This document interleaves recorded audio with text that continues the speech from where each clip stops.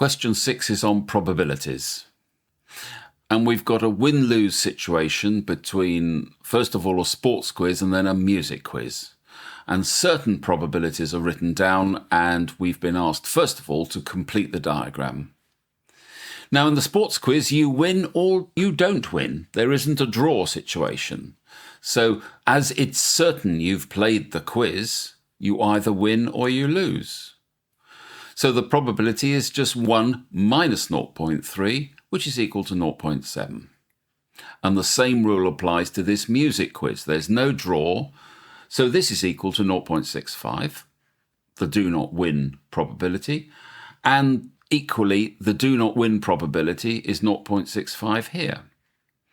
So that's completed the probability tree, and that's answered question A. Now question B, we've got to work out the probability that we're in a win-win situation. In other words, we've won the sports quiz, so we're here, and we end up winning the music quiz.